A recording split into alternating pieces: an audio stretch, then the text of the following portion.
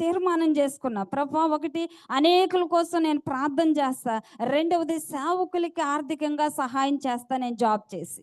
చదువుకుంటున్న రోజుల్లోనే నేను రక్షణ పొందినప్పుడు నా చదువుగానే జాబ్లో జాయిన్ అయ్యి ఇదే చేయాలని నేను ఆశపడ్డా. కానీ దేవుడు సేవ కొరకు పిలవడం ప్రారంభించాడు. అది నాకు ఏమాత్రం ఇష్టం లేదు. నేను దేవునికి నాకు మధ్యలో చాలా పోరాటం జరిగింది. నేను సేవకు రానని, ఈ విధంగా చేస్తా, ఇది సేవ కాదా? వెనక ప్రార్థన చేయడం సేవ కాదా? సేవకులకు ఆర్థికంగా సహాయం చేయడం సేవ కాదా? ఇది కూడా ఒక రకమైన సేవే కదా ప్రభా, నన్ను ఇందులో ఉంచు.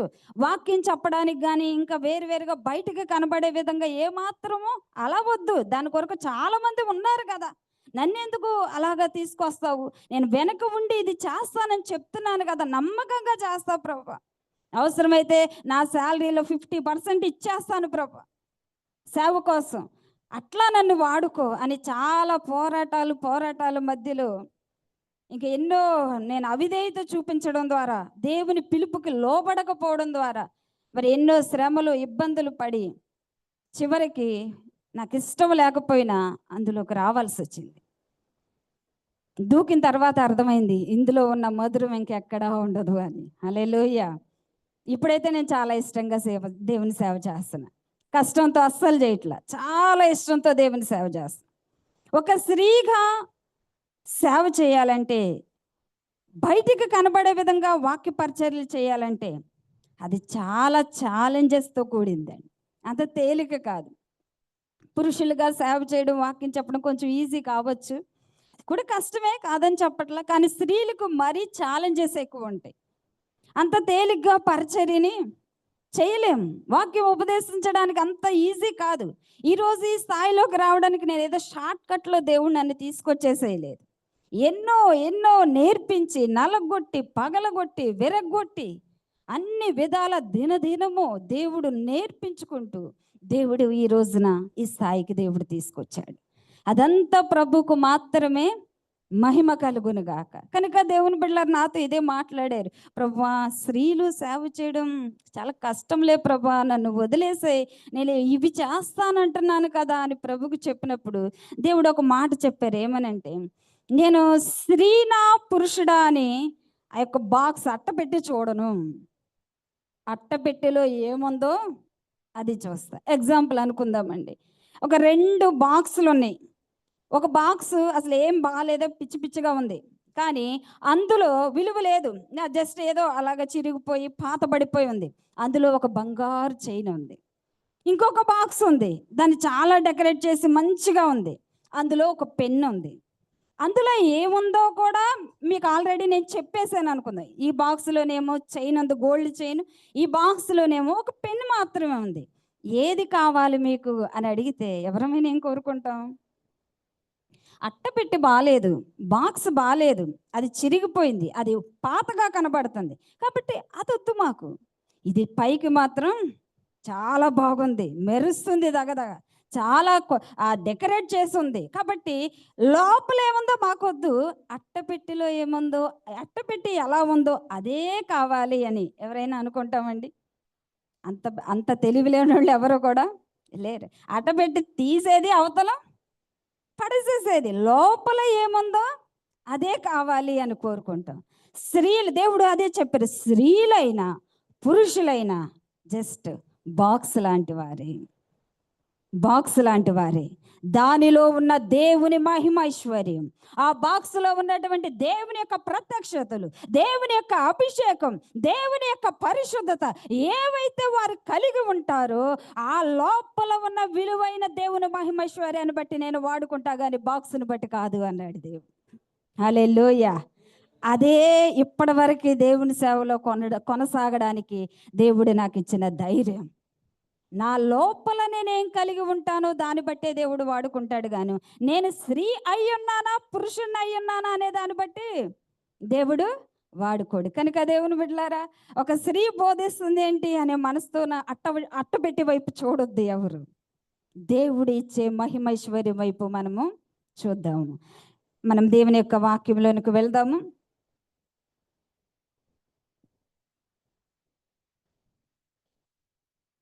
ఈ పరిచర్యలో ప్రభువు నాకు నేర్పించినటువంటి వాక్యాలు, అనుభవాలే మీ ముందు నేను చెప్పాలని ఆశపడుతున్నాను. పరిచర్యలోకి వచ్చి కొనసాగుతూ ఉన్నప్పుడు దేవుడు రోజు రోజు అనేక విషయాలు దేవుడు మాట్లాడుకుంటూ వస్తున్నప్పుడు వాక్యంలో నుంచి నాకు అనిపిస్తూ ఉంటుంది, ప్రభువా ఈ మనిషికి నీవిచ్చిన ఒక జీవిత కాలం ఆయుష్ సరిపోద్దా నీ దగ్గర నేర్చుకోవడానికి. అందుకే నేను దేవుణ్ణి అడుగుతా ఏంటో తెలుసా, కనీసం ఒక 100 సంవత్సరాలు భూమి మీద బతికేలే చేయి ప్రభా.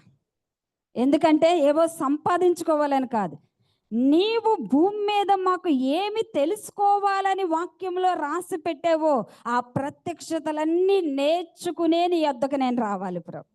హల్లెలూయా. ఊరికే ఏదో ఒకటి చేసేసి నీ మీ యొద్దకు రాకూడదు పరలోకానికి. అన్నీ నేర్చుకునే మీ యొద్దకు రావాలి. అందుకు ఈ ఆయుష్కాలం సరిపోదేమో, కానీ కేవలం వాక్యాన్ని నేర్చుకుని అనుభవించడానికే నాకు ఆయుష్ కావాలని దేవుణ్ణి ఎప్పుడు అడుగుతాను నేను. అన్ని ప్రత్యక్షతలు ఈ బైబిల్లో ఉన్నాయండి, అన్ని మర్మాలు ఉన్నాయి.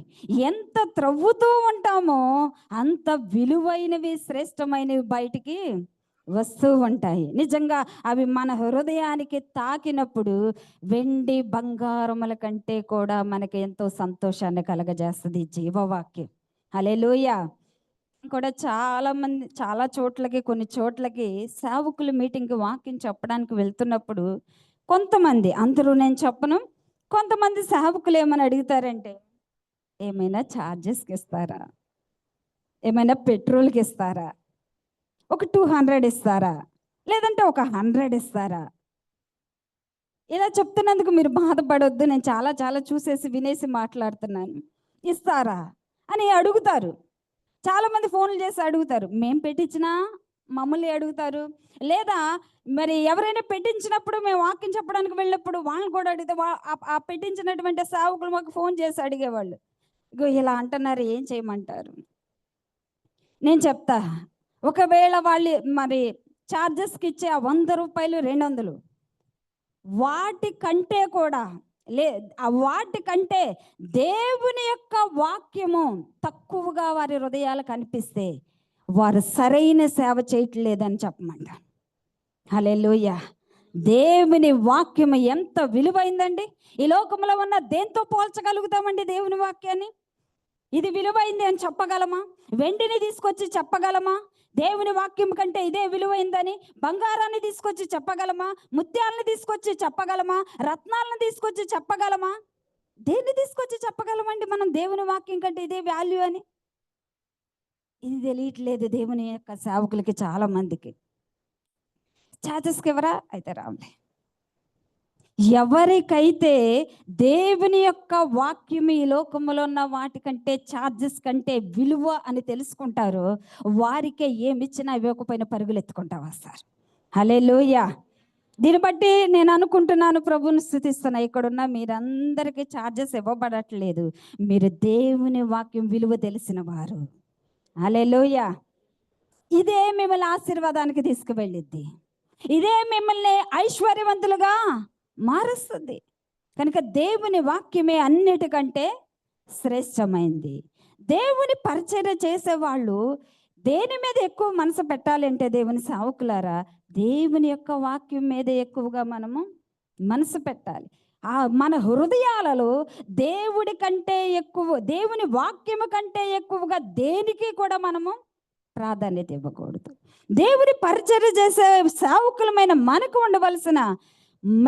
ఉండవలసినటువంటి ఒక క్వాలిటీ ఏంటి అంటే, దేవుని బిడ్డలారా, దేవుని సేవకులారా, అసలు పరిచర్య ఎలా చేయాలి అని దేవుని వాక్యంలో చాలా రూల్స్ అండ్ రెగ్యులేషన్స్ ఉన్నాయి. నియమ నిబంధనలు పెట్టాడు దేవుడు. ఆ నియమ నిబంధనలో మొదటిది ఏంటిది అంటే, మనము దేవుడు మనకు అప్పగించిన పరిచర్యలని అందులో మన మనసుతో ఉండినటువంటి ఏ ఒక్క చిన్నది కూడా దానికి కలపకూడదు. పూర్తిగా దేనితో మనము దేవుని పరిచర్య చేయాలి అంటే, మన మనసంతా దేవుని మనసుగా రూపాంతరం చెంది అప్పుడు పరిచర్య చేయాలి. లేదా అలా చెందుతూ ఆ ప్రాసెస్లోకి వెళుతూ దేవుని పరిచర్య చేయాలి. మన ఓన్ మైండ్తో, మన సొంత మనసుతో పరిచర్య ఎప్పుడు కూడా చేయకూడదు. ఎందుకంటే పరిచర్య ఎవరిది? ఈ పని ఎవరిది? ఆయన పని మన మనసుతో చేస్తే ఫెయిల్ అయిపోద్ది. ఆయన పని మన మనసుతో చేస్తే ఓడిపోతాము. ఆయన పని మన మనసుతో చేస్తే ఆశీర్వదించబడలేము. ఆయన పని మన మనసుతో చేస్తే ఆత్మలు రక్షించబడరు. ఆయన పని మన మనసుతో చేస్తే విసుగొచ్చేస్తుంది, కష్టమైపోద్ది పరిచర్య. కానీ దేవుడు ఏమన్నారంటే వాక్యములో, నా కాడి సులువైనది, నా భారము. నాకు ఈ వాక్యము ఎందుకు ఉల్టా పల్టా అవుద్ది సేవకుల జీవితాల్లో అనేది అర్థం కాదు. ఆయన కాడి దేవుడు ఏమని చెప్తున్నారంటే ఈజీ, తేలిక అన్న. కానీ ఎవరిని అడగండి దేవుని కాడి తేలిక అంటే ఏం చెప్తాం మనం? అంత తేలిక అనుకుంటున్నారా? కాదు కాదు. కొత్తగా ఎవరైనా పరిచర్యకి వచ్చేవారు మనకి సలహా అడిగితే మనం ఏం చెప్తాం తెలుసా? సేవ అంటే ఏంటో తెలుసా? అసలు నీకు ఎంత కష్టమో తెలుసా? ఎంత బాధో తెలుసా? నిజమే, ఇవన్నీ ఉంటాయి. కానీ ఆ వాటన్నిటి మధ్యలో కూడా తేలికగా చేయగలిగే విధానమే దేవుని మనసు కలిగి పరిచర్య చేయడం. హల్లెలూయా. అన్నీ ఉన్నాయి ఈరోజు పరిచర్యలు, అన్నీ ఉన్నాయి దేవుని బిడ్డలారా. మనకు ఒక చర్చ్ బిల్డింగ్ ఉండొచ్చు, డబ్బు ఉండవచ్చు, ఫ్యామిలీ బ్యాక్గ్రౌండ్ ఉండొచ్చు, లేదా ఒక మంచి బైబిల్ ట్రైనింగ్ అయి ఉండొచ్చు. నేను వీటన్నిటికీ వ్యతిరేకిని కాదు. బైబిల్ ట్రైనింగ్ అవ్వాలి, అన్నీ చెయ్యాలి, ఉండొచ్చు. కానీ మనకి దేవుడు మనసు లేకపోతే పరిచర్య ముందుకనేది వెళ్ళదు. అందుకే మనం ప్రార్థనలో ఎక్కువ సమయాన్ని గడిపినా, వాక్యం చదివినా, ప్రభు దగ్గర మనం అడగాల్సింది ఏంటంటే, నేను ప్రార్థించుట ద్వారా, వాక్యం చదువుట ద్వారా నా మనసు మీకులాగా మార్చడం జరగాలి ప్రభు. నేను ప్రార్థన కూర్చుంటే అవి ఇవ్వు ప్రభా, ఇవి ఇవ్వు ప్రభా అని కాదు ప్రార్థన చేయాల్సిందే. మనం నా మనసుని మీకులాగా మార్చు ప్రభు. వాక్యం చదివితే మనం ఏం అడగాలి అంటే, ఈ వాక్యం ద్వారా నా మనసు ఎలా మారాలంటే, ఇదే మనకు ఎయిమై ఉండాలి, ఇదే మన గోల్ అయి ఉండాలి, ఇదే మన గమ్యమై ఉండాలి. ఈ సర్కిల్లో నుంచి దేవుని సేవకులు ఎవరు బయటకు వెళ్ళకూడదు. దేవుని మనసు లేకోకుండా ఏది కూడా మనం పరిచర్యలో ఏది కూడా చేయకూడదు. ఇది ఇతర సేవకుల్ని కాపీ కొట్టి చేసేది కాదు పరిచర్య అంటే. దేవుని మనసుతోనే మనము పరిచర్యని చేయాలి. పౌలు గారు అనేక సంఘాలు కట్టారు, మనందరికీ తెలుసు. గొప్ప మిషనరీ మినిస్ట్రీ చేశారు ఆయన. కారణం ఏంటి? పౌలు గారిని అడిగితే, అయ్యా పౌలు గారు మీ సీక్రెట్ ఏంటి అని అడిగితే ఆయన ఒకటే చెప్తారు. ఏమనంటే, నేను క్రీస్తును పోలి జీవించాను. అదే ఆయన గొప్ప పరిచర్య చేయడానికి మార్గం అయ్యింది. ఈరోజు సేవకులైన మనకి ఇది మిస్ అయిపోతుంది. అన్నీ ఉన్నాయి మనకు పరిచర్యలు, కానీ మిస్ అయిపోతుంది ఏంటి? బలమైన పరిచర్య జరగకపోవడానికి మనం కోల్పోతున్నది ఏంటిది అంటే, దేవుని మనసు లేకపోవడం మనకి. అందుకే దేవుని వాక్యంలో పౌలు గారు ఒక మాట అంటారు చూడండి. మీ అందరికీ తెలిసిన విషయాలు, ఇవి తెలియదని నేను చెప్పట్లేదు, ఒకసారి మనం చూద్దామండి. కొరింథీయులకు రాసిన మొదటి పత్రిక 2వ అధ్యాయము 16వ వచనం చదువుకుందాం. కొరింథీయులకు రాసినటువంటి, ప్రభు మనసును ఎరిగి ఆయనకు బోధింపగలిగిన వాడెవడు? మనమైతే హల్లెలూయా. మనం ఏ మనసు కలిగి ఉండాలంటే అండి, క్రీస్తు మనసు కలిగి ఉండాలి. ఎందుకు క్రీస్తు మనసు మనం కలిగి ఉండాలి పరిచర్యలో అంటే, దేవుని సేవకులారా, క్రీస్తు అంటే శిరస్సు. మనందరికీ తెలుసు కదండి, శిరస్సు. మనందరం ఏమై ఉన్నాము అంటే శిరస్సుకు శరీరమై ఉన్నాము.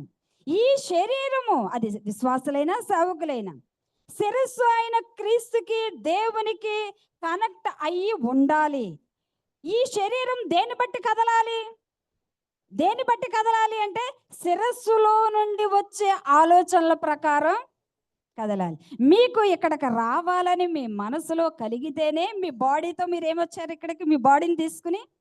మీ మనసులో కనుక నేను వెళ్ళకూడదు, నేనెందుకు వెళ్ళాలి, దినేష్ బ్రదర్ పెడితే నేనెందుకు వెళ్ళాలి అని మీ మనసులో ఉందనుకోండి, మీ శరీరాన్ని ఇక్కడి వరకు, అంటే ఈ శరీరాన్ని నడిపించేది ఏది అంటే మన యొక్క శిరస్సులో వచ్చే ఆలోచన. అదేవిధంగా దేవుని సేవకులారా, మన హృదయం మన యొక్క శిరస్సుగా మన మనసు దేవుని మనసుగా మారిపోవాలి. ఎందుకు అంటే ఆయన మనకు ఆలోచన ఇస్తే మనం కదలాలి. ఈ హృదయంలో నుండి వచ్చేసే వాటిని మన మనసులో నుంచి వచ్చేసే వాటితో కదలకూడదు. ఆయన మనసులో నుండి వచ్చే నిర్ణయాలు, ఆయన మనసులో నుండి వచ్చేటువంటి ప్రణాళికల ప్రకారంగా మనం ముందుకు వెళ్ళాలి. ఇక్కడికి వెళ్ళమంటే వెళ్ళాలి, ఇక్కడ పరిచర్య చేయమంటే చెయ్యాలి, ఇది చేయమంటే చెయ్యాలి, ఇది చేయకూడదంటే చేయకూడదు. అదంతా మన మనసు ప్రకారంగా లేదా ఎవరో సలహా ఇచ్చిన ప్రకారంగా చెయ్యకూడదు. కానీ దేవుని యొక్క శిరస్సులో నుంచి బాడీ అయిన మనకు రావాలి అవన్నీ. ఈ అనుభవం ఉన్న వాళ్ళు బలమైన పరిచర్య తేలిగ్గా చేసేయగలుగుతారు. అందుకే మనం దేవుణ్ణి ఎప్పుడు అడగాల్సింది ఏంటిదంటే, దేవుని సేవకులారా నాకు నీలాంటి మనసు దయచేయి ప్రభు. నీలాంటి నేను మీకులాగా చూడాలి ప్రభు, అందరినీ నేను మీకులాగా వినాలి ప్రభు, మీకులాగా ఆలోచించాలి, మీకులాగానే మాట్లాడాలి ప్రభు, మీకులాగానే అన్నీ నేను స్పందించాలి. నా రెస్పాండ్ లేదా నా ఎమోషన్స్, భావోద్రేకాలు అన్నీ కూడా ఎట్లా ఉండాలి అంటే, చివరికి నేను చెప్తాను, మనం నవ్వే నవ్వు, ఏడ్చే ఏడుపు కూడా దేవుని యొక్క మనసు నుంచి రావాలి. హల్లెలూయా. సహజంగా మనకి ఏదైనా ఇష్టమైంది జరిగితే నవ్వు వస్తుంది, కష్టమైంది జరిగితే ఏడుపు వస్తుంది. నేను ఎప్పుడు ఒక మాట చెప్తా, ఏమనంటే దేవుడికి బాధకరమైంది జరిగితే ఏడుపు రావాలి, దేవుడికి సంతోషకరమైంది జరిగితే మనకు నవ్వు రావాలి. అంతగా మన మనసు రూపాంతరం చెందాలి దేవుని విధానంలో. ఈ విధానంలోకి చాలా మంది రావట్లేదండి. సేవ ఏదో చేసుకుంటా వెళ్ళిపోతున్నాం. దేవుని మనసుతో సంబంధం లేదు, దేవుడు బాధపడేదాంతో సంబంధం లేదు, దేవుడు సంతోషపడేదాంతో సంబంధం లేదు. మాకేది కావాలో అదే, అంతే. ఈ పరిచర్యలన్నీ కూడా దేవుని అగ్ని చేత పరీక్షించబడినప్పుడు మరి దేవుని వాక్యం ప్రకారం అవన్నీ కాలి బూడిదైపోతాయి.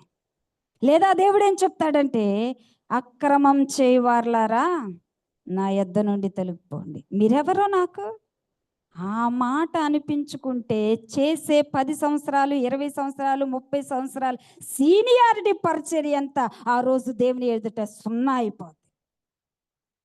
అందుకే ఎప్పుడు మనం దేవుణ్ణి అడగాలి, నీ మనసుతోనే చేయాలి ప్రభా, నా మనసుతో చేయకూడదు పరిచర్య.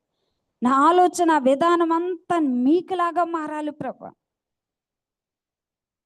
దీని మీద సేవకులైన వారు మనసు పెట్టలేకపోతున్నారు. ఈ వేటి మీద ఒక చర్చి కట్టేయాలి, లేదంటే ఇంకా ఏదో చేసేసేయాలి. ఇక్కడ ఒక సంఘాన్ని పెట్టాం, రేపు ఇంకొక చోట పరిచర్య పెట్టేయాలి, చేయాలి ఇవన్నీ. కానీ మొదటగా మనకు ఉండవలసింది ఏంటిది అంటే, దేవుని యొక్క మనసు మనకి ఉండాలి. ఇంకా చాలా మందికి ఏముంటుందంటే, దేవుని చేతిలోనంటండి అన్ని ఆశీర్వాదాలు ఉన్నాయా లేదంటారు? దేవుని చేతిలో ఏమన్నాయండి? అన్ని ఆశీర్వాదాలు ఉన్నాయి. ఒకసారి వాక్యం చదువుదామండి, సామెతల గ్రంథము, సామెతల గ్రంథం 3వ అధ్యాయము 16వ వచనం చదువుకుందాము. దాని కుడి చేతిలో దీర్ఘాయువును, దాని ఎడమ చేతిలో ధనఘనతలును ఉన్నవి. హల్లెలూయా. దేవుని యొక్క చేతిలో ఏమన్నాయి అంటండి? దీర్ఘాయువు ఉంది, ధనఘనతలు కూడా ఉన్నాయి. అంటే ఇక అన్ని ఆశీర్వాదాలు, ఫిజికల్గా కావలసినటువంటి మనకి ఈ లోకంలో బ్రతకడానికి కావలసిన ప్రతి ఆశీర్వాదము, ప్రతి బ్లెస్సింగ్ ఎక్కడ ఉన్నాయి అంటండి? దేవుని యొక్క చేతుల్లో ఉన్నాయంట. అందరూ ప్రభు యొద్దకు వచ్చినప్పుడు, అందరూ ప్రార్థనలోకి దేవుని యొద్దకు వచ్చినప్పుడు, ఆయన పాదాల దగ్గరకు వచ్చినప్పుడు, అందరూ దేనికోసం ప్రార్థన అయ్యి ఉంటుందో తెలుసా అండి? దేనికోసం అయ్యి ఉంటుందో తెలుసా? నీ చేతిలో ఉన్న చర్చ్ బిల్డింగ్ ఇవ్వు ప్రభా, నీ చేతిలో ఉన్న పరిచర్యకు కావలసిన కారు ఇవ్వు ప్రభా, నీ చేతిలో ఉన్న డబ్బు ఇవ్వు ప్రభా, నీ చేతిలో ఉన్న అది ఆశీర్వాదం ఇవ్వు ప్రభా, ఈ ఆశీర్వాదం ఇవ్వు ప్రభా, నీ చేతిలో ఉన్న నేమ్ ఫేమ్, పేరు ప్రఖ్యాతులు ఇవ్వు ప్రభా, ఫేమస్ అవ్వాలి ప్రభా, స్టేజ్ల మీద బలంగా వాక్యం చెప్పాలి ప్రభా, లేదంటే మేము బలంగా వాడబడిపోవాలి ప్రభా, మాకంటూ ఒక ఐడెంటిటీ ఉండాలి ప్రభా, ఒక గుర్తింపు ఉండాలి ప్రభా. ఇవన్నీ ఎక్కడున్నాయి అంటండి? దేవుని యొక్క చేతిలో ఉన్నాయి. అడిగితే ఎవడంటారా దేవుడు ఇవన్నీ అండి? ఇస్తారా లేదా? ఇస్తారు. ఎందుకంటే ఆయన చేతిలో ఉన్న ఎవరి కోసం? మన కోసమే. దేవుని యొక్క దూతల కోసం కాదు, మన కోసమే ఉన్నాయి. కాబట్టి అడిగితే దేవుడు ఏం చేస్తారంటే ఖచ్చితంగా ఆయన చేతిలో మనం ఏది అడుగు, నువ్వు ఒక చర్చ్ బిల్డింగ్ అడుగు, ప్రభా నా ఒక మరి చర్చ్ లేదు ప్రభా, స్థలం లేదు ప్రభా విశ్వాసులు కూర్చోవడానికి, మందిరం కట్టబడాలి ప్రభా అని అడుగు. అడగడంలో తప్పలేదు, ఇస్తాడు దేవుడు, ఇస్తాడు. లేదా ఇంకొకటి అడుగు, కారు కావాలి ప్రభా, ప్రయాణాలు చేయలేకపోతున్నా ప్రభా, అడుగు, దేవుడు ఇస్తాడు. ఏది కావాలైనా దేవుణ్ణి అడిగితే ఖచ్చితంగా ఇస్తాడు. కానీ చేతి వరకే మన యొక్క ఆత్మీయ జీవితము, సేవా జీవితం ఆగిపోకూడదు. మనం ఎంతవరకే ఆ లెవెల్, స్పిరిచువల్ లెవెల్లో అప్గ్రేడ్ అవ్వాలి, లేదంటే ఎదగాలి ఆత్మీయతలో అంటే చేతి మాత్రమే పొందుకుని వెనక్కి తిరిగి వెళ్ళిపోయే వారంగా ఉండకూడదు. కానీ దేవుని యొక్క చేతి నుండి దేవుని హృదయాన్ని చూసే వారంగా మార్చబడాలి. ఓకే, దేవుడి హృదయంలో ఏమున్నాయి? దేవుని హృదయంలో ఏముంటాయి? యేసయ్య హృదయంలో ఏమున్నాయి? చెప్పరా? చెప్పరండి, మాట్లాడరా? యేసయ్య హృదయంలో ఏమున్నాయి? ఏమున్నాయి యేసయ్య హృదయంలో? ఇది తెలుసుకుంటేనండి మనము ఒక్క రోజు కూడా ఏడవకుండా ఉండాలి. హల్లెలూయా. ఇది తెలుసుకుంటే, దేవుడి హృదయంలో ఏముందో తెలుసుకుంటే ఒక్కరోజు కూడా ప్రశాంతంగా పడుకోలేము మనం. ఒక్కరోజు కూడా కడుపు నిండా భోజనము చేయలేము. ఇది తెలియకే ఒక సామెత ఉంటుంది కదండి, మేమొస్తే ఏం పెడతారు, మా ఇంటికి వస్తే ఏమిస్తావు, మీ ఇంటికి వస్తే ఏం మా ఇంటికి వస్తావు ఏం తెస్తావు, మీ ఇంటికి వస్తే ఏమిస్తావు. నన్ను వాక్యానికి పిలిచినా నువ్వు నాకేమిస్తావు, నేను మీరు పెట్టే సేవకుల సదస్సుకు వచ్చినా నువ్వు నాకేమిస్తావు. వీళ్ళు ఎవరు? ఈ బ్యాచ్ అంతా ఎవరు అంటే దేవుని చేతిని మాత్రమే చూసిన వారు వీళ్ళు. వీళ్ళకి దేవుడి హృదయం అర్థం కాదు, వీరికి దేవుడి హృదయంతో సంబంధం లేదు, వీరికి దేవుడి హృదయంలో ఏముందో తెలుసుకోవాల్సిన స్థాయికి ఇంకా ఎదగలేదు. ఇదంతా పిల్ల బ్యాచ్ అంట. నేను దేవుని హృదయమును చూసే స్థాయికి ఎదిగితే చేతిలో ఉన్న ఏవి అడగలేమండి. మనం దేవుని హృదయంలో ఏముంది అని మనం ఆలోచన చేస్తే, దేవుని బిడ్డలారా, ఆయన హృదయంలో కార్లు లేవు, ఆయన హృదయంలో చర్చ్ బిల్డింగ్లు లేవు, ఆయన హృదయంలో అంతస్తులు లేవు, ఆయన హృదయంలో నేమ్ అండ్ ఫేమ్ లేదు, పేరు ప్రఖ్యాతులు లేవు, ఆయన హృదయంలో గొప్పలు లేవు, ఆయన హృదయంలో అసూయలు లేవు, ఆయన హృదయంలో కోపాలు లేవు, ఆయన హృదయంలో నేనే గొప్ప అనే ఇగో ఫీలింగ్స్ ఏవి లేవు. ఆయన హృదయంలో నాది, నేనే కనపడాలి, నన్నే హెచ్చించాలి, నన్నే గనపరచాలి అనే మనసు లేదు ఆయన హృదయంలో. మరి ఏముంది ఆయన హృదయములో అంటే ఒకే ఒకటి ఉంది ఆయన హృదయములో. ఏంటి అదంటే నశించిపోతున్న ఆత్మల కొరకైన ఒకే ఒక వేదన ఉంది ఆయన హృదయం. ఇది చూడట్లా సేవకులు. ఎంత మట్టుకు ఏం కావాలంటే ఆయన చేతిలో ఉన్నవి కావాలి, ఆయన చేతిలో ఉన్న డబ్బు కావాలి, ఆయన చేతిలో ఉన్న పేరు ప్రఖ్యాతులు కావాలి, ఆయన చేతిలో ఉన్నటువంటి హెచ్చించుకునే విధానం కావాలి. దేవుడు హెచ్చించకపోతే ఎవరు హెచ్చించబడలేరు. ఎంత మనం ఫేమస్ అవ్వాలనుకున్నా సరే దేవుడి చేతితోనే హెచ్చించబడాలి ఎవరైనా సరే. అవే కావాలి. కానీ ప్రభువా, నీ హృదయములో ఉన్న ఆత్మల భారము, నశించిపోతున్న ఆత్మల భారము తప్ప నా హృదయములోకి రెండవ దానిని రానివ్వను అని చెప్పగలిగినటువంటి జీవించే దేవుని సేవకులు కరువైపోయారు దేవుడికి. ఈరోజు సేవ చేసే వాళ్ళు చాలా మంది ఉన్నారు, కానీ దేవుని హృదయాన్ని చూసే సేవకులు లేరండి. ఈ ప్రత్యక్షత దేవుడు నాకు ఇచ్చిన తర్వాత నేను ఎంత ఏడ్చానో నాకే తెలియదు. నేను ఆ రోజు నుంచి ఈ రోజు వరకు ప్రభువుని ఇదే అడుగుతా, నీ హృదయములో ఉన్నది తప్ప రెండవ దానికి నా హృదయములో నీ చేతిది నేను అడగను ప్రభా, అడగను. నీ చేతిలో ఉన్న వాటితో నాకు సంబంధం లేదు, నీ హృదయములో ఉన్న దానితోనే నాకు నా పరిచర్యకి సంబంధం. హల్లెలూయా. ఇంకా వేరే అండి చేతిలో ఉన్నవి అడిగితేనే దేవుడు ఇస్తాడు కదా, మరి హృదయంలో ఉన్న వాటిని అడిగి దాని ప్రకారంగా వెళ్తున్నప్పుడు చేతిలో ఉన్న ఇవ్వడా దేవుడు? ఇవ్వడా అండి? ఇస్తాడు. మనకు దేవుని హృదయాన్ని తెలుసుకోవాలి, దేవుడి హృదయం మనకు అర్థం అవ్వాలి. దేవుడి హృదయంలో ఏమి ఉన్నదో అది మన హృదయంలోకి ట్రాన్స్ఫర్ అయ్యే విధంగా మనము జీవించాలి ఫస్ట్. ఇది లేకపోతే మీరెవరో నాకు తెలియదని రేపు దేవుడు చెప్తాడు. దీని మీదే మన మనసంతా, మన గురంతా కూడా ఉండాలండి. ఒక రోజున దావీదు మనందరికీ తెలిసిన విషయమే, గొర్రెలు కాసుకుంటున్నాడు ఎక్కడో అరణ్యములో. వాళ్ళ అన్నయ్య వాళ్ళు ఆర్మీలో పనిచేస్తున్నారు. వాళ్ళకి మంచి నేమ్ ఫేమ్ ఉంది, మంచి ఐడెంటిఫికేషన్ ఉంది వాళ్ళకి. కానీ దావీదుకు మాత్రం ఏ గుర్తింపు లేదు.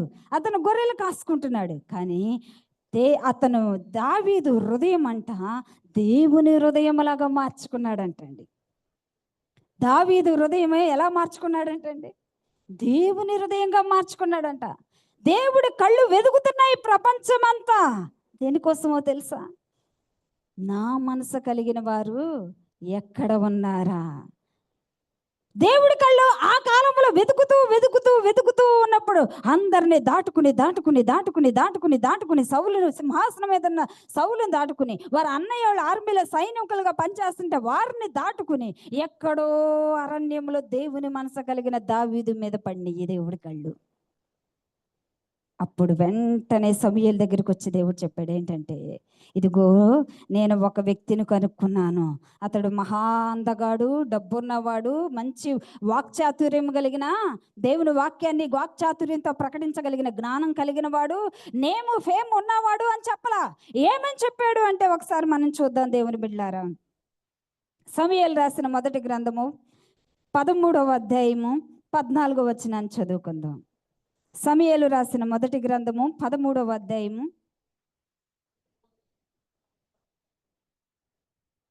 హల్లెలూయా. మరొకసారి చదువుదాము బ్రదర్ ఆ మాట. యెహోవా తన చిత్తానుసారమైన మనసు కలిగిన ఒకరిని కనుగొన్నాడు. దేవుడు ఏం చేస్తున్నాడంటండి? కనుగొన్నాడు. కనుగొంటాం అంటే వెతుకుతూ సర్చ్ చేస్తూ ఉండగా దొరికాడు. ఎక్కడ దొరికాడు? దావీదు ఎక్కడ దొరికాడండి? ఎక్కడో అరణ్యంలో దొరికాడు. నేను ఒక మాట చెప్పాలనుకుంటున్నాను.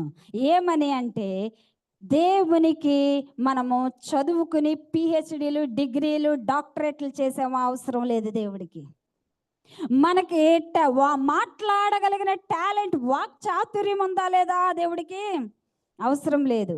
మనము ఒక మంచి ఫ్యామిలీ బ్యాక్గ్రౌండ్లో నుంచి, లేదా మన తల్లిదండ్రులు ఒక మంచి దైవజనులు అయ్యుండి వారి కుటుంబంలో నుంచి సేవకు వచ్చిన వారమా అయ్యుండక్కర్లేదు. దేవుని కనుగొనేది మనలో ఏంటిది అంటే ఆయన లాంటి మనస్సు, ఆయన చిత్తానుసారమైన మనస్సు, దేవుని యొక్క ఓన్ మైండ్.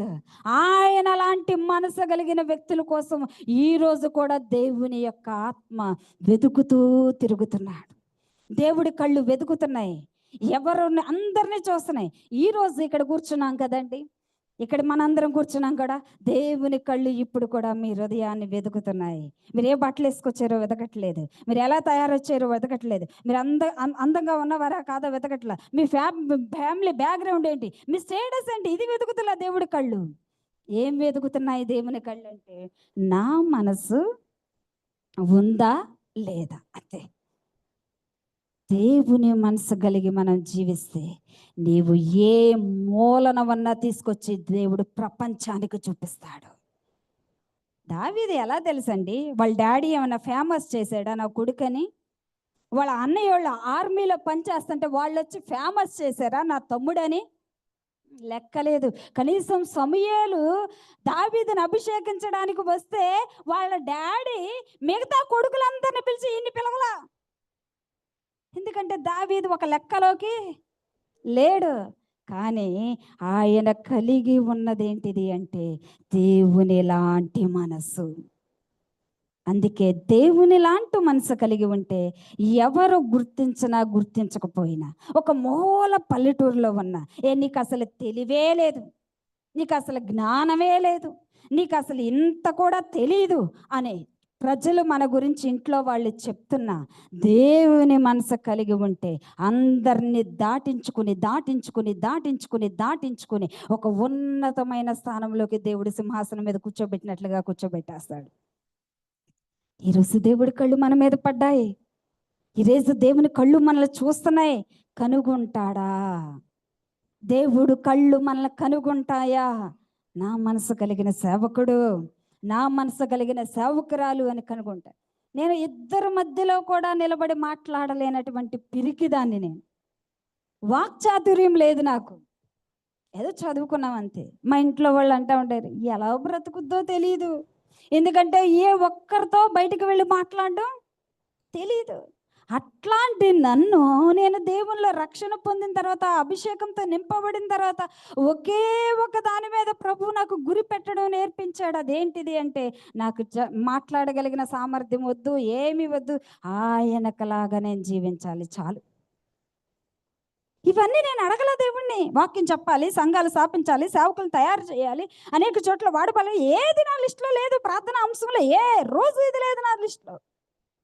కానీ ఆయనకలాగా జీవించే వారిని ఏ మూలన ఉన్నది స్త్రీ అయిన పురుషుడైన లాక్కొస్తాడు, బయటికి లాక్కొస్తాడు. దావీదుని లాక్కొచ్చాడు. అప్పటికే సౌలు రాజుగా సింహాసనం మీద ఏలుబడి చేస్తున్నాడు. తప్పుగా పక్కకి. నీకు నాలాంటి మనసు లేదు, కానీ ఏ మనసు ఉంది నీకు? నీ ఓన్ వేళ ఏదైనా చేసేస్తావు. దైవజనుడు అర్పించాల్సిన బలిని నువ్వే అర్పించేస్తావు. అంటే నీ సొంత మైండ్ పనిచేస్తుంది, కానీ నీకు ఏ మనసు పనిచేయట్లేదు. నా మనసు పనిచేయట్లే కనుక నిన్ను తప్పించేసా. నువ్వు పక్కకు తప్పుకో.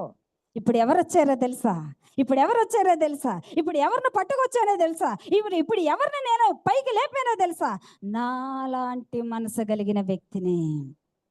దేవుని సేవకులారా, మీకు ఒక ఐడెంటిఫై, మీకు ఒక నేమ్, ఫేమ్ ఇచ్చేది ఏది అంటే దేవుని మనసే. ఒక యూట్యూబ్ ఛానల్ స్టార్ట్ చేస్తే కాదండి వచ్చేది, లేదా ఒక స్టేజ్ మీద వాక్యం చెప్పడానికి ఒక అవకాశం, ఒక ఆపర్చునిటీ వస్తే కాదండి మనల్ని దేవుడు హెచ్చించబడేది.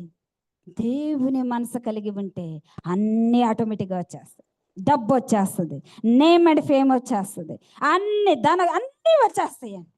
కనుక మనము దేన్ని ఫస్ట్ కలిగి ఉండాలి అంటే దేవుని యొక్క మనసుని. దావీదుని దేవుడు ఆ విధంగా కనుగొన్నాడు.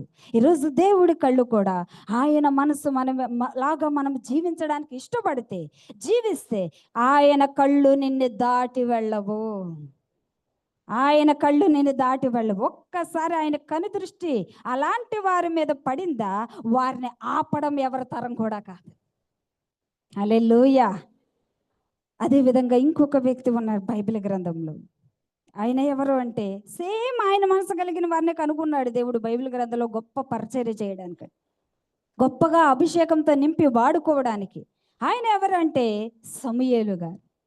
సమూయేలు పరిచర్యలోకి వచ్చే ఆ టైంకి, ఆ సమయానికి అక్కడ ఉన్న పరిస్థితులన్నీ గమనిస్తే గనక ఏలి తర్వాత ఏలి కుమారులు పరిచర్య చేస్తున్నారు. మనందరికీ తెలుసు కదండి.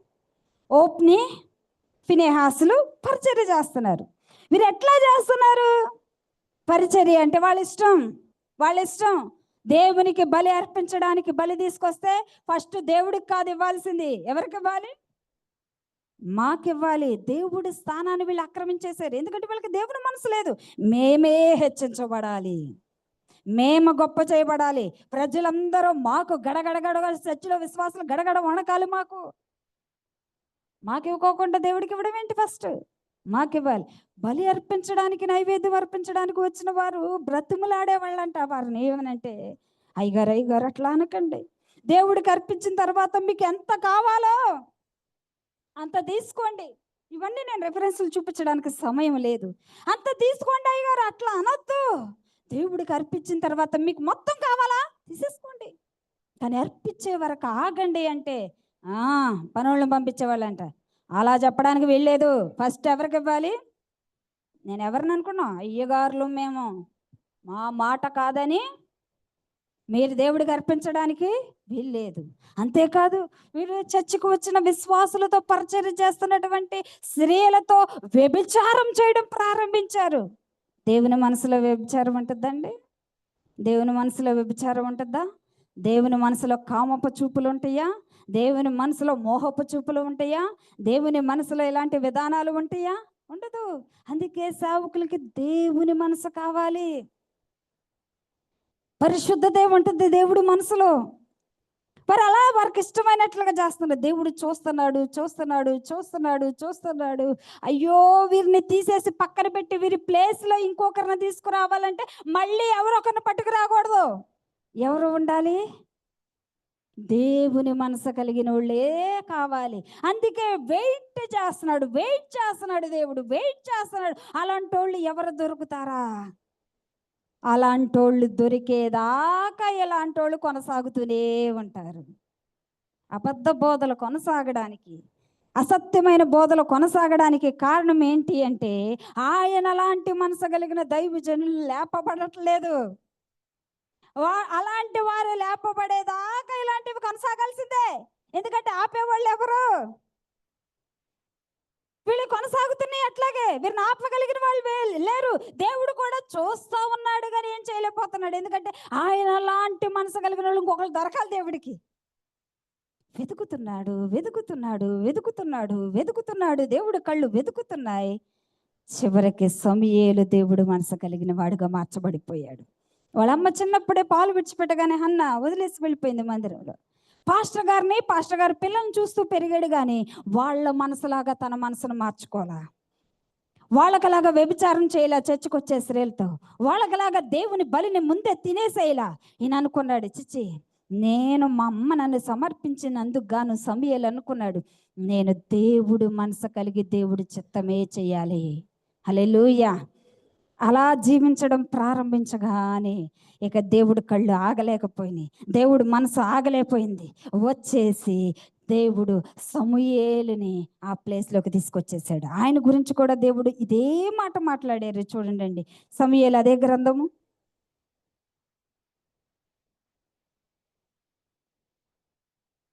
మొదటి సమూయేలు 19వ అధ్యాయము. సరే అండి, ఒకసారి మొదటి సమూయేలు 2వ అధ్యాయం చూద్దామండి. 35వ వచనం చదువుకో. అది తర్వాత నెక్స్ట్ ఇంకొక దానికి వెళ్దాం.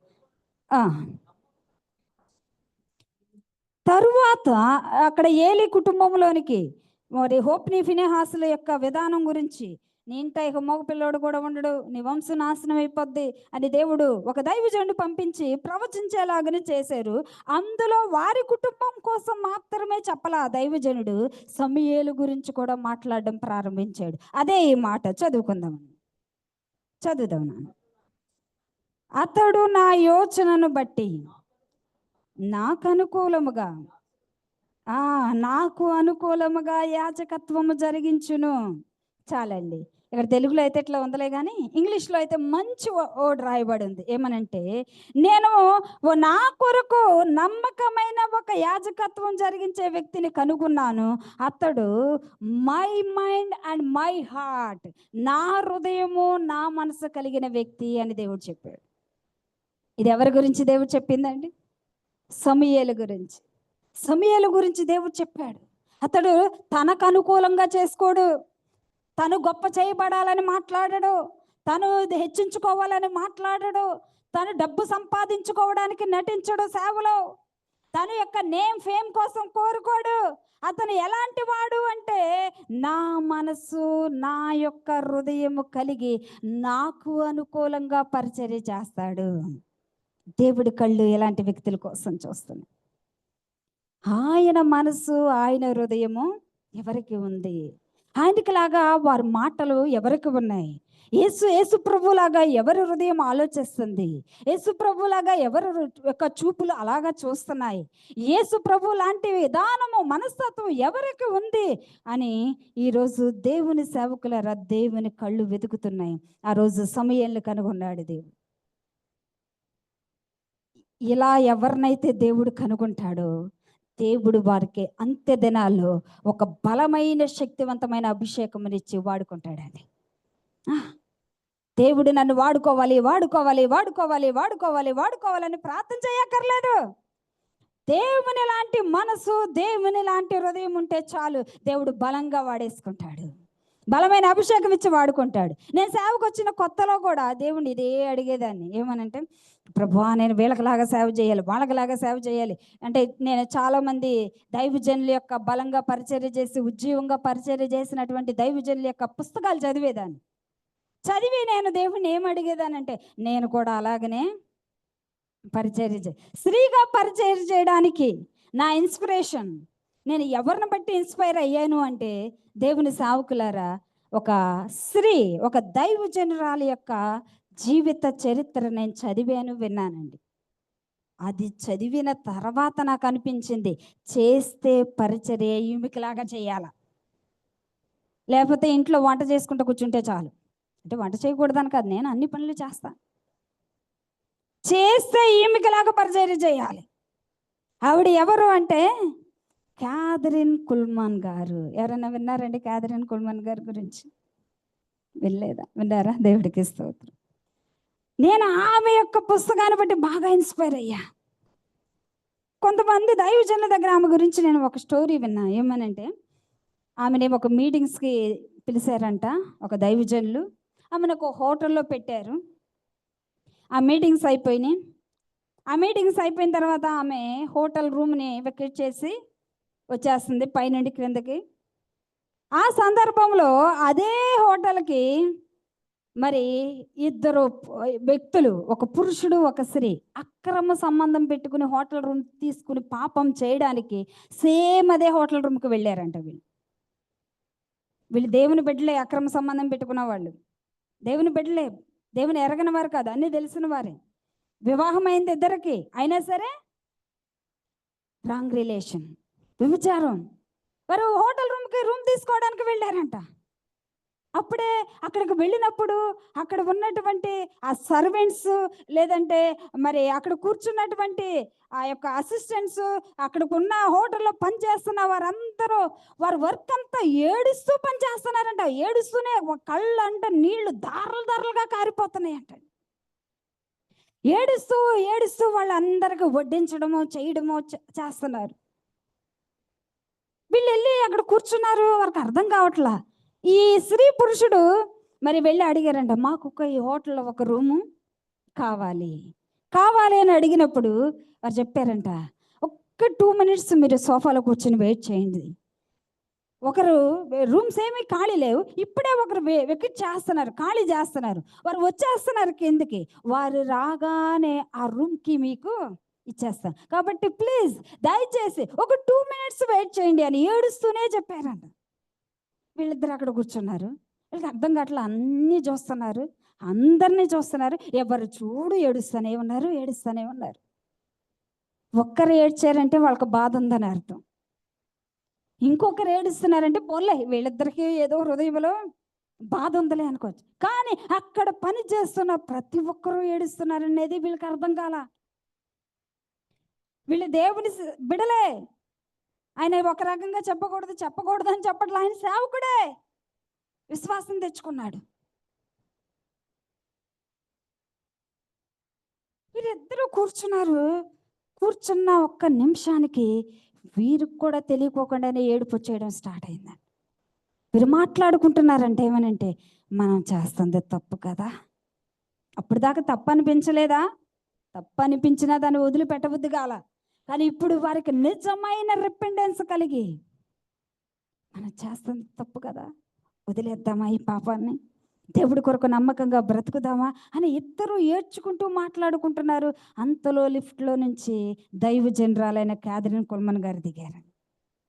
ఆమె గురించి ఈయనకు బాగా తెలుసంట. అప్పుడు ఈయనకు అర్థమైందంటే ఏమనంటే, ఓహో, వీరందరూ ఏడవడానికి, మనకు పశ్చాత్తాపం కలగడానికి, పాపాన్ని విడిచిపెట్టేద్దామనే మనసు కలగడానికి కారణం ఏంటి అంటే, దైవజనురాలైన క్యాథరిన్ కుల్మన్ గారు ఈ హోటల్లో ఉన్నారు. ఆమె మీద పనిచేసే అభిషేకం, ఆమె మీద పనిచేసే దేవుని యొక్క శక్తి, పాపము చేస్తున్నారు విడిచిపెట్టండి అని చెప్పకోకోకుండానే అందరూ పాపాన్ని వదిలిపెట్టి పాపాల కోసం పశ్చాత్తాపపడే విధంగా దేవుడు ఆమెను వాడుకున్నాడు. అందుకే కొరింథీయులకు రాసిన పత్రికలో ఒక మాట ఉంటుంది, దేవుని రాజ్యము మాటలతో కాదు శక్తితోనే ఉన్నది. హల్లెలూయా.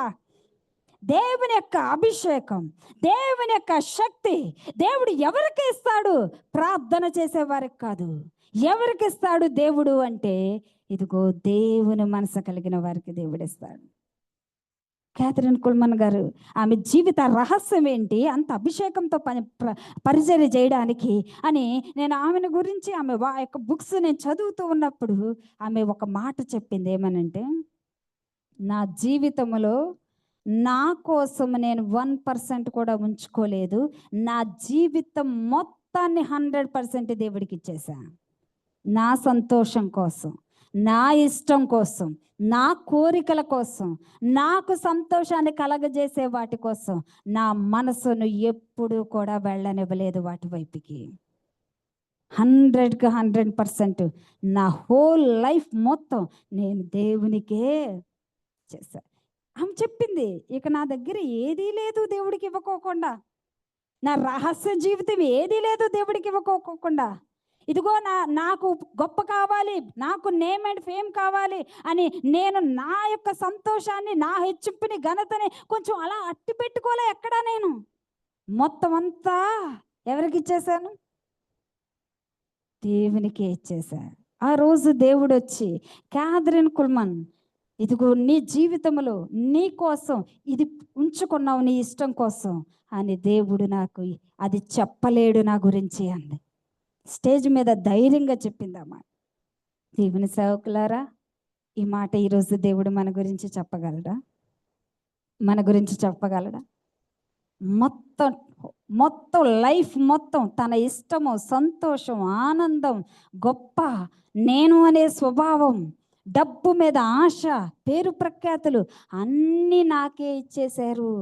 వీరి దగ్గర వారి కోసం బ్రతకడానికి కొంచెం కూడా పెట్టుకోలేదు అని మన గురించి ఈరోజు దేవుడు సాక్ష్యం చెప్పగలడా? చెప్పగలడా అండి? రేపు మనకి ఇవన్నీ చెప్పాల్సింది ఎవరు?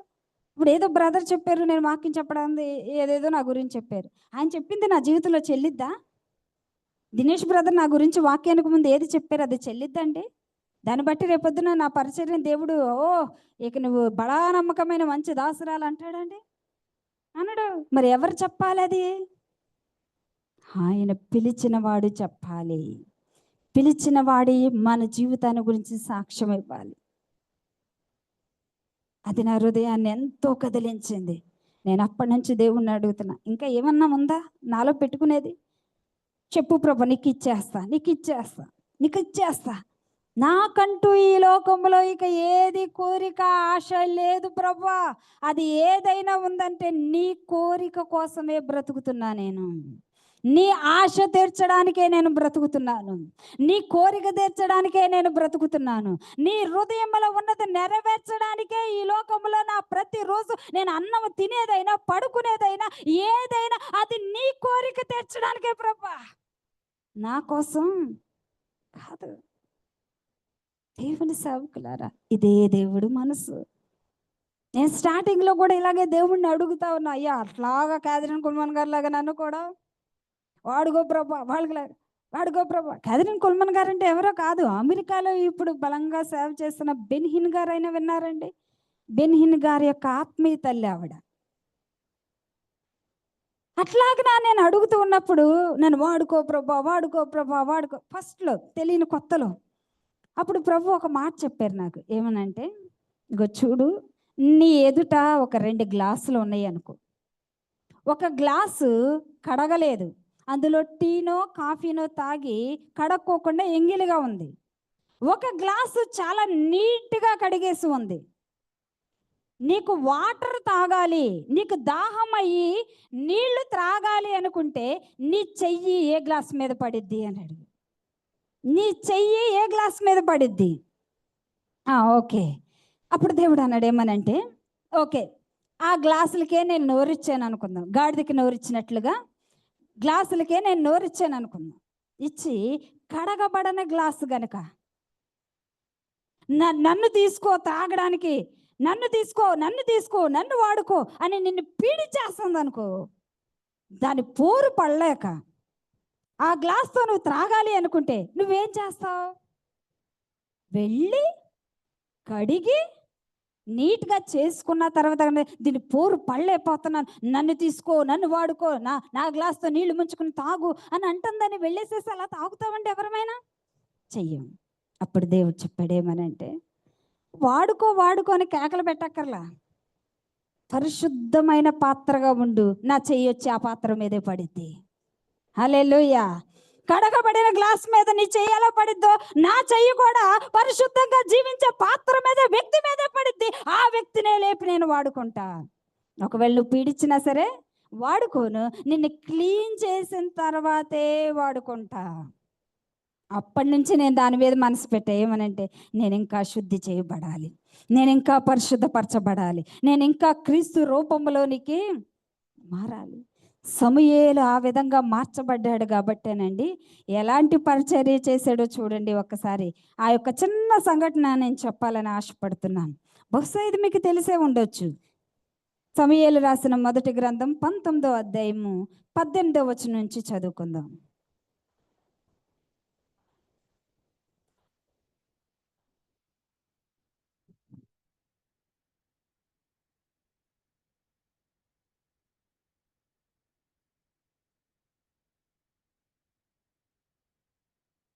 చదువమ్మ, చదువు.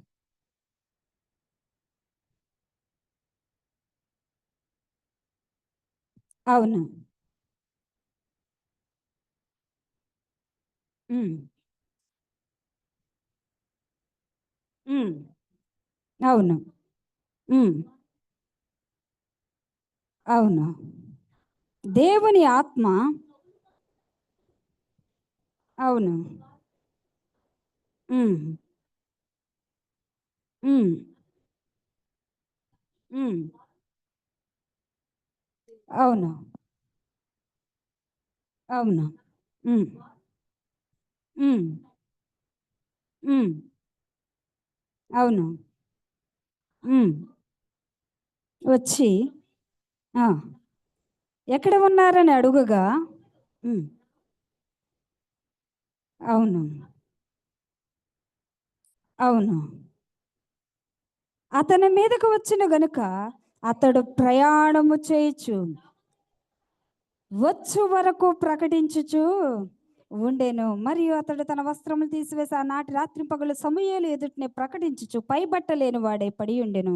అందువలన సౌలును ప్రవక్తల్లో ఉన్నాడా అనే సామెత పుట్టెను. ఇక్కడ సంఘటన చూసేదేమని సావుకులారా, సౌలు దావీదును తరుముతున్నాడు.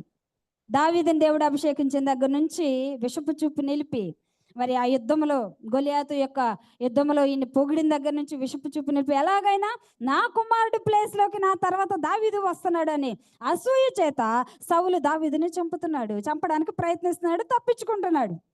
చివరికి పారిపోయి కొండల్లోకి వాటిలోకి పారిపోయి అరణ్యంలో పారిపోయి తప్పించుకుని చివరికి సమూయేలు దగ్గరికి చేరాడు.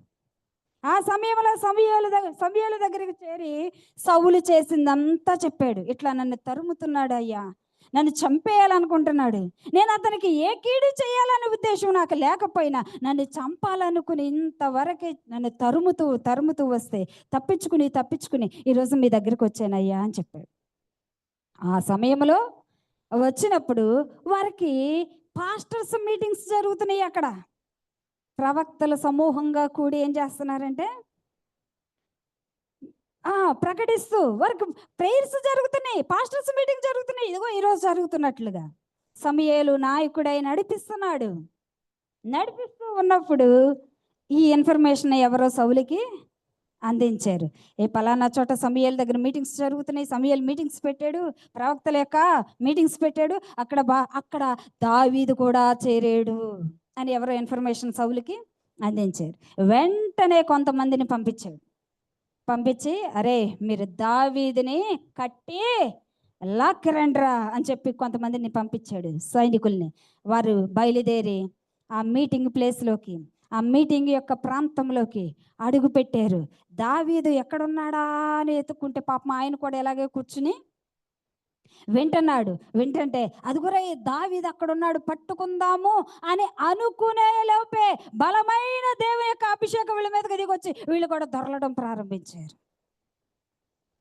ఎంతసేపైనా ఇన్ని రోజులైనా ఈ పంపించిన బ్యాచ్ రావట్లా, ఏంటా అని సౌలు ఆరాధిస్తే వాళ్ళు కూడా అభిషేకంతో నింపబడిపోయి వాళ్ళు కూడా ప్రార్థనలో ఏకీభవిస్తున్నారయ్యా, దావీదును పట్టుకురావాలనే మనసు లేదు వాళ్ళకి అని కబురు అందింది. సౌలుకి కోపం వచ్చేసి రెండవసారి మళ్ళీ కొంతమందిని సేమ్ వాళ్ళు కూడా అలాగే చెప్పి మూడవసారి ఏం చేశాడంటే గట్టి వార్నింగ్ ఇచ్చాడు సౌలు. వాళ్ళు ముందు 2 బ్యాచ్లు వెళ్ళి ప్రార్థనలో ఏకీభవిస్తున్నారంట. మీరు వెళ్ళి అలా వచ్చారా, మీ యొక్క మెడ మీద తలలో ఉండవు, జాగ్రత్త. నేను రాజుగా ఆజ్ఞాపించిన పని ఏదో అది చెయ్యాలి, కానీ మీరు వెళ్ళి అక్కడ అలా చేయడం ఏంటి? వాళ్ళ అంతూ తెలుసా? మీరు కనుక నేను చెప్పింది కరెక్ట్గా దావీదుని తీసుకురాకపోతే మీ పని కూడా చెప్తా అనేసరికి పాపం వీళ్ళు ఎంతో జాగ్రత్తగా బయలుదేరారు. వీళ్ళు మాట్లాడుకుంటున్నారు ఏమనంటే, అరే మనం పడిపోకూడదురా, అక్కడికి వెళ్ళి అభిషేకంతో పడిపోకూడదు. మనం ఏం చేయాలంటే గట్టిగా నేను పడిపోతే నువ్వు లేపు, నువ్వు పడిపోతే నేను లేపుతా అని మాట్లాడుకుని బయలుదేరి వచ్చారు. వీళ్ళ బ్యాచ్ కూడా ఇక సౌలుకి అర్థమైపోయింది, ఓహో వీళ్ళందరూ పడే బ్యాచే, దావీదును పట్టుకొచ్చే బ్యాచ్ కాదు, నేనే వెళ్తా అని కోపంతో ఉద్రేకంతో రథము వేసుకుని బయలుదేరారు. వీరు నాయేతులో ఈ యొక్క మీటింగ్స్ జరుగుతున్నాయి. దాని పక్కనే రామా ప్రాంతం అనేది ఉంది. బయలుదేరి ఆ రామా దగ్గరికి వచ్చిన తర్వాత కొంతమందిని అడుగుతారు, ఎక్కడ సమూయేలు దావీదు మీటింగ్స్ జరుగుతున్నాయి అంట కదా, అడ్రస్ ఎక్కడా అని అడిగారు. నాయేతు ఈ పక్కకు మీరు కొంచెం 2 కిలోమీటర్లు వెళ్ళిపోతే వచ్చేస్తుంది నాయేతు. వినబడతాయి మీకు. ఆ ఊరికి అడుగు పెట్టడమే మీకు ఆ యొక్క కేకలు, ఆ ప్రార్థనలు మీకు వినబడతాయండి, మీరు ఈజీగా కనుక్కోవచ్చు, వెళ్ళండి అని. సౌలుకు ఉద్రేకం వచ్చేసింది. చెప్తా, దావీదు పని చెప్తాను, 3 గుంపులు పంపించానే, వాళ్ళ పని కూడా చెప్తా అని బయలుదేరి కోపంతో వెళుతూ ఉండగా నాయేతు అంటే సమూయేలు ఉన్నటువంటి ఆ ఊరి సరిహద్దులకు వచ్చాడంట. అంతే, ఊరి సరిహద్దులోకి వచ్చాడు. దేవుని యొక్క బలమైన అభిషేకం సరిహద్దుల్లో ఆ యొక్క రథం మీద ఉన్న సౌలు మీదకి దిగి వచ్చేసింది. పాపం ఈ 3 బ్యాచ్లేమో వచ్చిన తర్వాత పడ్డారు, కానీ సౌలుకి ఎక్కడ తగిలింది అభిషేకం? ఊరి సరిహద్దుల్లోనే, అక్కడ రథములోనే ఆయన అభిషేకం పొందుకుంటా వస్తే ఆ రథం తోలే వాళ్ళకి, అతనితో పాటు ఉన్న సేవకులకి అర్థం కాల, ఓహో ఈయన కూడా అదే బ్యాచ్, ఈయన్ని మనం వెనక్కి తీసుకువెళ్ళుట కంటే సమూయేలు దగ్గరికి తీసుకువెళ్ళుటయే ఉత్తమము అని సౌలుని పాపం ఇక ఆయన కూర్చునే విధానంలో కూడా లేడు, వీళ్ళే మోసుకుని వచ్చి సమూయేలు దగ్గర పడేశారు. మేమేం చేయలేమయ్యా, ఈయన కూడా ఏం చేస్తాడు మీకు లాగా రబాషబా అంటున్నాడు, మేమేం చేయలేం. ఆయనకి ఆ ప్లేస్లోకి వచ్చేమంత కూడా సోయి లేకున్నంతగా దేవుని అభిషేకం ఆయన కమ్మేసింది. ఇది చదివినప్పుడు చాలా సిగ్గు అనిపించింది. అబ్బా, సమూయేలు మీద ఉన్న దేవుని అభిషేకము ఆ ప్రాంతంలో ప్రార్థనకు వచ్చిన వారి మీదే కాకోకుండా ఊరి సరిహద్దుల వరకు ఆయన మీద అభిషేకం పనిచేయగలిగితే అదే దేవుణ్ణి కాదా మనం కలిగి ఉంది? అదే అభిషేకం కాదా దేవుడు మనకిచ్చింది? మరి ఎందుకు ఆ అభిషేకం ఈరోజు పనిచేయట్లా? రోషము కలిగింది. అప్పుడు నేను దేవుణ్ణి అడగడం ప్రారంభించా, ఎందుకు ప్రభు ఈ రోజుల్లో ఎలా అంటే ఒక అభిషేకం పనిచేయట్లా? అద్భుతాలు జరిగే ఆ యొక్క స్వస్థతలు జరిగే అభిషేకం, దయాలను వెలగొట్టే అభిషేకం, ఇవన్నీ ఓకే, కానీ అలాంటిది కాదు. దా లెవెల్ అప్గ్రేడ్ అవ్వాలి అనాయింటింగ్లో. ఇదిగో ఇలాంటి అభిషేకం పనిచేయాలి ప్రభా. హల్లెలూయా. సౌలు ఏమన్నా పరిశుద్ధాత్మ అభిషేకాన్ని పొందుకుంటాకి కనిపెట్టుకోవడానికి బయలుదేరాడా? ఏ మనసుతో వచ్చాడు? చంపాలి అనే ఒక హంతకుడు మనసుతో బయలుదేరినోడు మీదే అడక్కోకుండానే అభిషేకం కోసం దేవుని అభిషేకం పనిచేయగలిగితే, దేవుని బిడ్డలారా, సమూయేలు మీద ఉన్నది ఎలాంటి అభిషేకమో చూడండి. హల్లెలూయా. మరి ఆ అభిషేకం కాదండి ఈరోజు దేవుడు మనకిచ్చింది. కానీ ఎందుకు ఆ లెవెల్లో పనిచేయట్లా అంటే మనం అభిషేకం పొందుకుంటున్నాం కానీ సమూయేల్లాగా మన మనసు ఆయన మనసులాగా మారట్లేదు. ఆయన మనసులాగా మన మనసు మారితే సేమ్ ఆయన ఇంటిలోనే దేవుడు మనల్ని వాడుకుంటాడు. అప్పుడు నాకు అనిపించింది ఏంటో తెలుసా, హల్లెలూయా. ఎవరేం చేయగలుగుతారు? ఎవరేం చేయగలుగుతారు చెప్పండి? ఎవరేం చేయగలుగుతారు చెప్పండి? ఎలాంటి ఒక అభిషేకం మన మీద పనిచేస్తే ఎవరేం చేయగలుగుతారు? చెయ్యాలనుకున్న వాళ్ళు వచ్చి పడతారు. హల్లెలూయా. ఈ లోకములో ఉన్న ఏ శక్తికి మనం భయపడాల్సిన అవసరం లేదు. ఎలాంటి ఒక అభిషేకములోనికి మనం వస్తే. హల్లెలూయా. రా ఇది ఒక ఎగ్జాంపుల్ మీకు నేను చెప్తా అండి. ప్రాబ్లం అయిపోతుంది. హల్లెలూయా.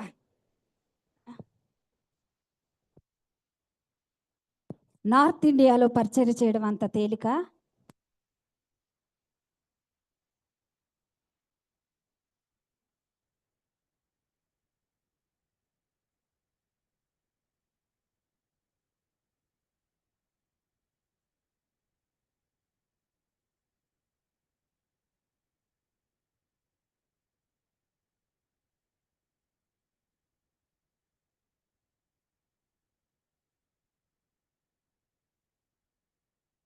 అండి దేవుని అభిషేకపు శక్తి ముందు విర్రవేగగలదు.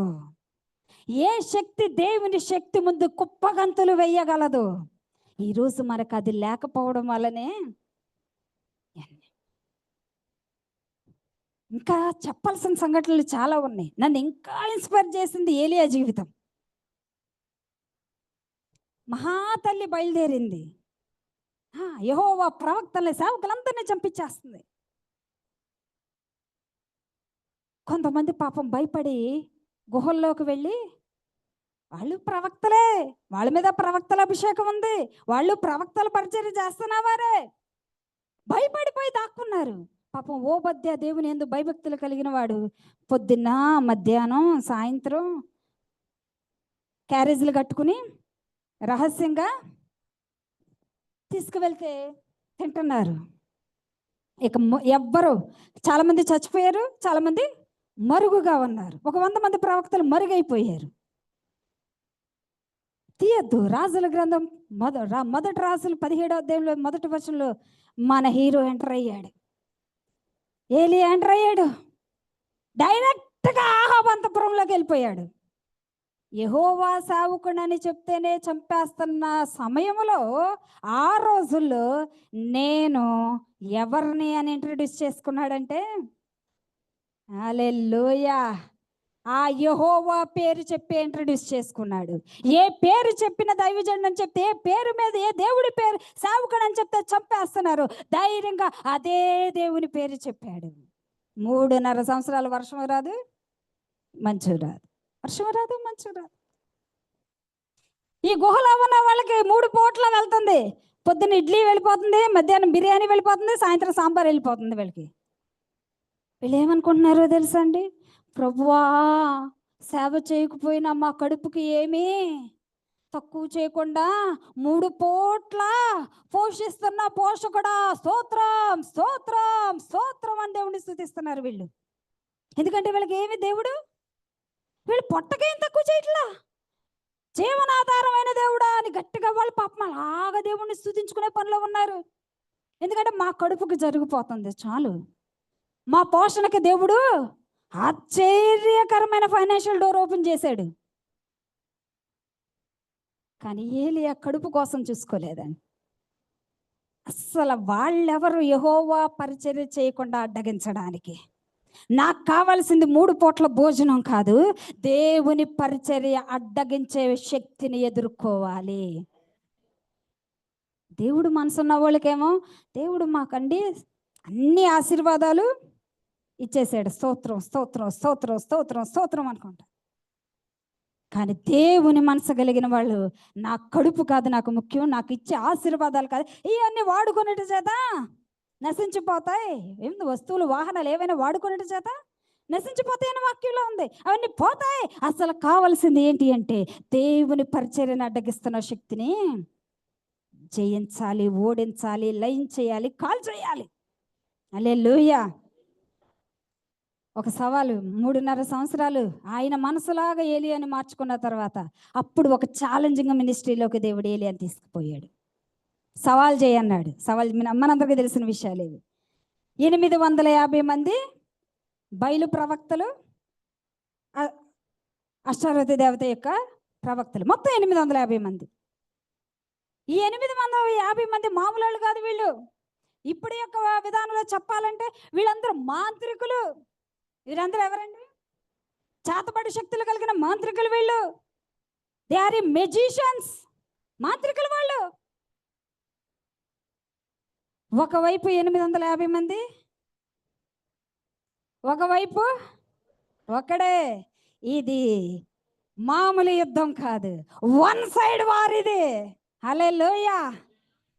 ఒక్కరినే నిలబెట్టి దేవుడు ఎన్ని వేల మందినైనా సరే ఓడించగలిగిన అభిషేకము ఏలియా మీద ఉంది. అందుకే వారిలో ఒంటరి అయిన వాడు. ఒంటరి మనము కాదు, ఒంటరి వాళ్ళం కాదు. మేము ఒంటరి పరిచర్య అంటే చాలా మంది ఎవరు చెప్పారు ఒంటరి పరిచర్య అని? 1000 మంది కంటే ఎక్కువగా చేయగలిగిన అభిషేకంతో నింపబడితే మంది ఒంటరి పరిచర్య కాదు. హల్లెలూయా. ఎలాంటి అభిషేకం? 1000 మంది చేసే, 1000 మంది చేస్తే పరిచర్య ఎంత చేయగలుగుతారో ఒక్కరి ద్వారా ఇలాంటి అభిషేకం ఉంటే దేవుడు చేయిస్తాడు.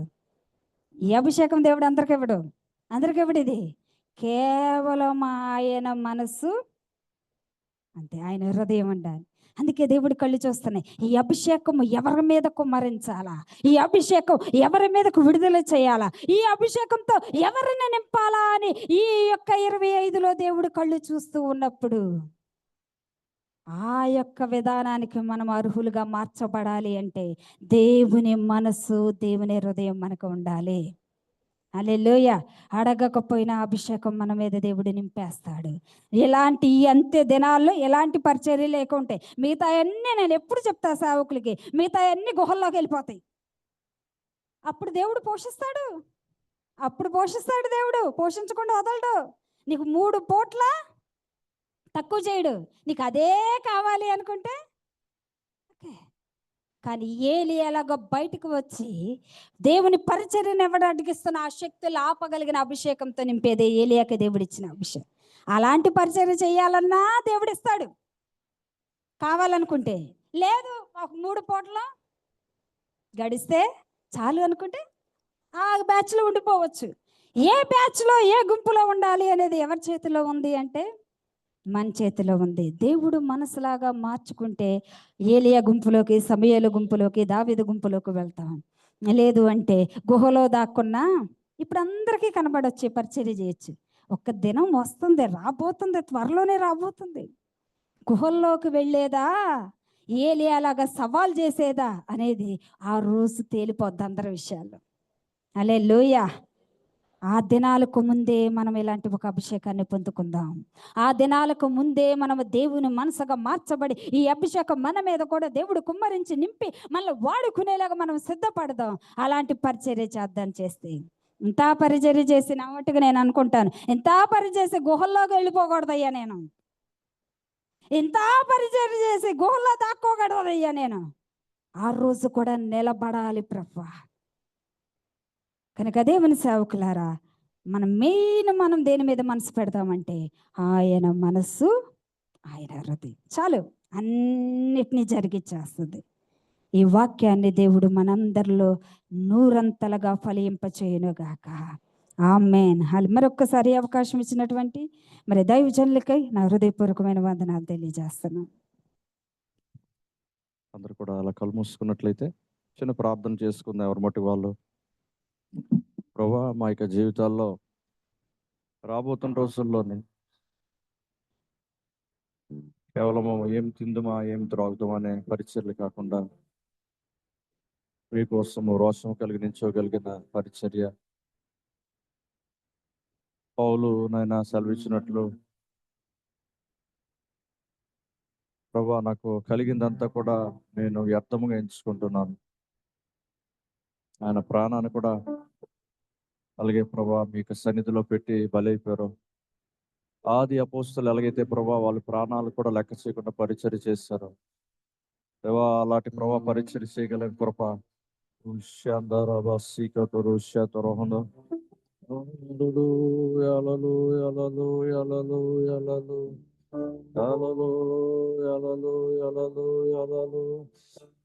ఎన్ని బాధలున్నను ఇబ్బందులెదురైనను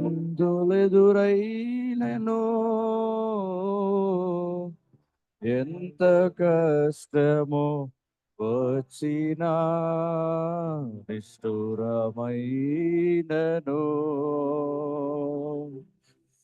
ఎన్ని బాధలు ఉన్నను ఇబ్బందులెదురైనను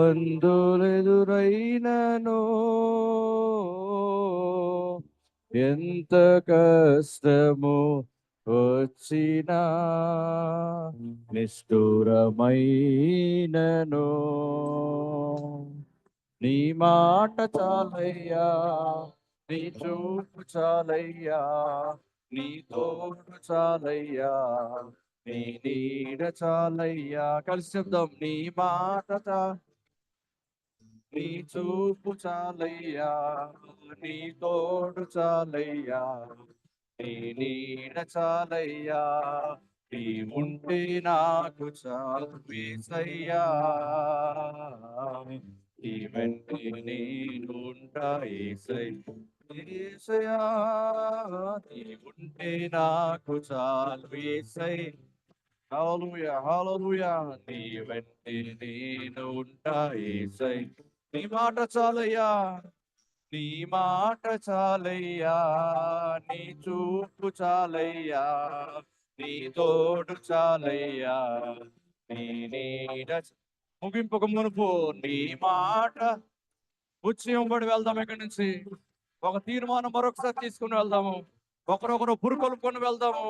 నీ నీడ చాలయ్యా యేసయ్యా,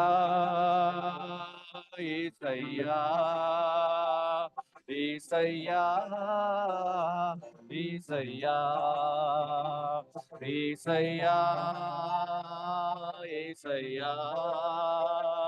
యేసయ్యా, యేసయ్యా, యేసయ్యా, యేసయ్యా, యేసయ్యా, యేసయ్యా, యేసయ్యా, యేసయ్యా, యేసయ్యా, యేసయ్యా, యేసయ్యా, యేసయ్యా. అందరూ లేచి నించోని చప్పట్లు కొడుతూ యేసయ్యా, యేసయ్యా, యేసయ్యా, యేసయ్యా, యేసయ్యా, యేసయ్యా, యేసయ్యా, యేసయ్యా. ఆ నామములోనే గొప్ప విడుదల. యేసయ్యా, యేసయ్యా, యేసయ్యా, యేసయ్యా, యేసయ్యా, యేసయ్యా.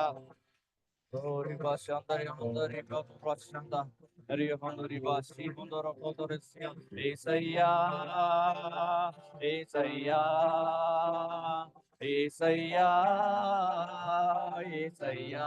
ఒకసారి ప్రభు వైపు చూస్తూ Esaya, యేసయ్యా, యేసయ్యా, యేసయ్యా. ముఖ దర్శనం చాలయ్యా నాకు, నీ ముఖ దర్శనం చాలయ్యా, ముఖ దర్శనం చాలయ్యా నాకు, నీ ముఖ దర్శనం చాలయ్యా. సమీపించని తేజస్సుతో నడిపించు నా దైవమా,